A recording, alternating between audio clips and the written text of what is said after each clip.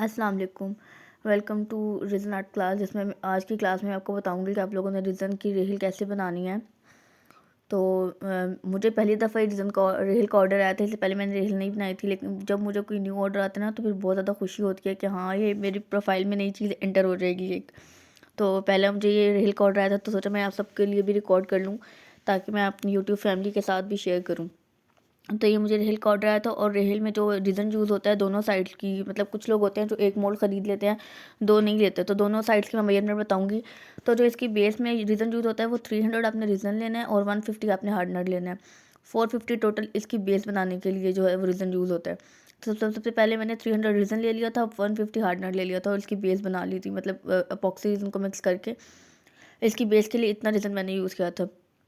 इसमें उनको कलर चाहिए था वाइट में का, हल्का सा गोल्डन टच चाहिए था वाइट मेकर के अंदर ना, तो मैंने वाइट मेकर के अंदर हल्का सा गोल्डन, जो मेरे पास मिका कलर था, हल्का सा बिल्कुल माइनर सा उसमें वो टच देके तो मैंने ये कलर क्रिएट किया था। तो ये बेस मैंने इसको कर दिया था पोर, और उन्होंने जो मुझे डिज़ाइन दिखाया था उसमें ना वो इफेक्ट आया हुआ था, क्या कहते हैं उस इफेक्ट को कहते हैं ब्रेन इफेक्ट। तो जो ब्रेन इफेक्ट वो कैसे प्रोड्यूस आप कर सकते हैं, क्रिएट कर सकते हैं उसको। हाँ, आप लोगों ने ना वो जो ब्रेन इफेक्ट है वो होगा हीट गन से। आप लोग जो अपने मोल्ड के अंदर रीजन पोर कर देते हैं ना, तो जब आपने ना हीट गन है ना, वो आपने बहुत ज़्यादा यूज़ करनी है। हीट गन से आपने बबल्स रिमूव करना है, और हीट गन आपने चलाते जाना है। तो जब आपका हीट गन के बाद आपका जो इफेक्ट आएगा ना, वो आ जाएगा वेब इफेक्ट। तो हीट गन से वो वेब इफेक्ट क्रिएट होता है। जितनी ज़्यादा आप हीट गन यूज़ करेंगे उतने ही उस पर ना इफेक्ट आ जाएगा, वेब इफेक्ट, ठीक है।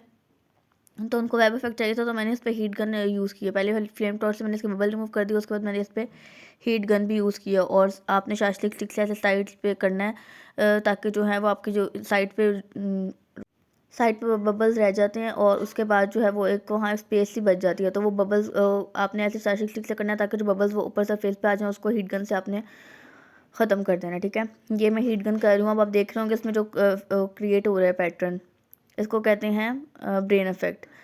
ये देखिए, मुझे बहुत ज़्यादा ब्रेन इफेक्ट नहीं चाहिए था, इसलिए मैंने ज़्यादा हीट गन यूज़ नहीं की। लाइन्स देखें पड़ रही है ना, तो इसको कहते हैं ब्रेन इफेक्ट, और ये हीट गन से आता है। तो इस तरह से उनको चाहिए था, तो मैंने ये मेरी रेहल कंप्लीट हो गई है। इसकी बेस जो मैं थी उसको मैंने कंप्लीट कर लिया। उसके साथ उनको बुक मार्क भी चाहिए था, और उनको एक तस्वीर भी चाहिए थी अल्हम्दुलिल्लाह वाली। तो उनका पूरा सेट मैं बना रही थी। तो ये क्या कहते हैं, उसके बाद इसको हमने ड्राई होने के लिए रख देना, और थोड़ी देर बाद आप देखेंगे इस पर वो ब्रेन्स की तरह लाइंस पड़ जाएंगी हीट गन की वजह से। ये देखें, क्योंकि मुझे बहुत ज़्यादा नहीं चाहिए था, मुझे हल्का सा चाहिए था, लेकिन आपको नज़र आ रहा होगा ये इफेक्ट, देखें लाइंस।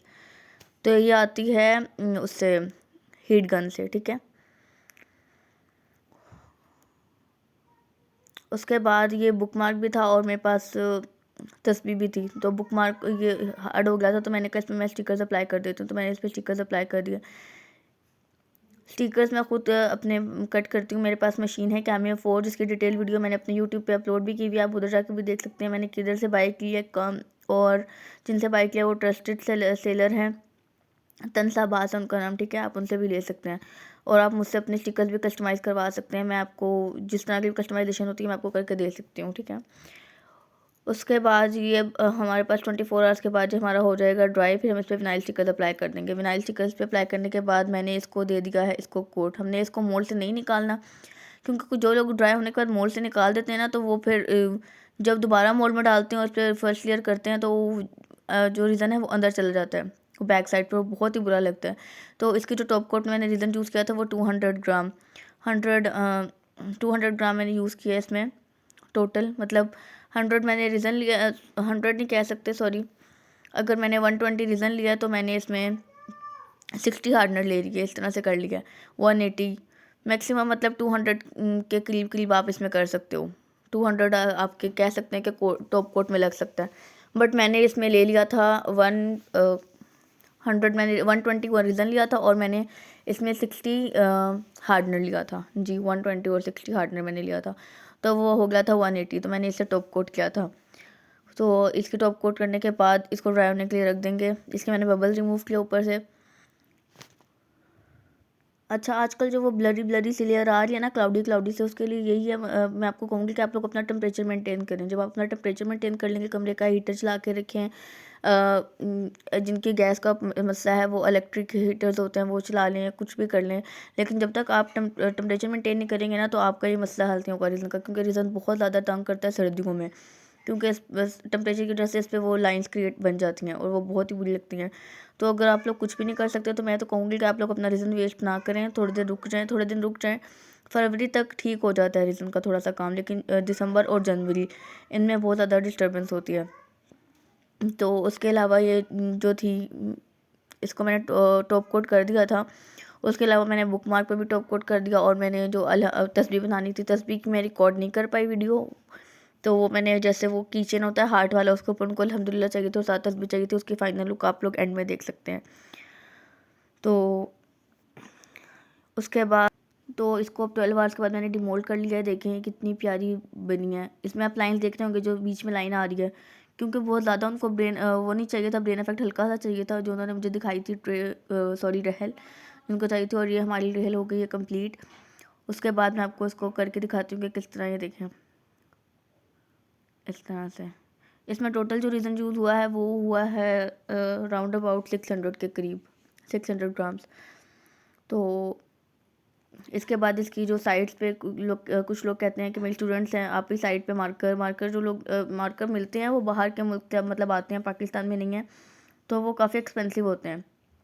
तो मैं तो मार्कर यूज़ नहीं करती, मैं उनको ये कहती हूँ वार्निश कोई भी कंपनी का ले लें, हार्डवेयर शॉप से मिल जाता है, और उसके साथ फ्लोटिंग गोल्ड पाउडर भी हार्डवेयर शॉप से ही मिल जाता है, कोई सस्ता सा। उन दोनों को 1 चम्मच आप फ्लोटिंग गोल्ड पाउडर का लें छोटे वाला, और 1 चम्मच आप वार्निश का ले लें, या 1.5-2 चम्मच ले लें, और उनको अच्छे से मिक्स करके आपने इसके एजिस पे अप्लाई करना है, वो भी मैं आपको भी दिखाऊंगी। तो ये देखिए मैंने वार्निश और फ्लोटिंग गोल्ड पाउडर का मिक्सचर बना लिया, और अब मैं इसको अप्लाई करूँगी आपके सामने।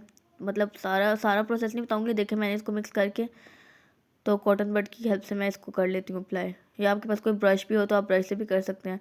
तो इसको सारी जितनी भी मैं रीज़न प्रोडक्ट्स बनाती हूँ उसको ऐसे ही अप्लाई करती हूँ, इन पर ऐसे ही इनका मिक्सचर करके तो ये करती हूँ देखें। उसके बाद ये मेरी तस्बीह थी, जो उनको तस्बीह भी चाहिए थी अल्हम्दुलिल्लाह, और ये उसी तरह की उनको तस्बीह चाहिए थी, एक बुक मार्क चाहिए था और रहल चाहिए था, तो ये मेरी रहल भी कंप्लीट हो गई है, और तस्बीह और बुक मार्क भी, इसकी ये इसके फाइनल लुक है। अल्लाह हाफ़िज़।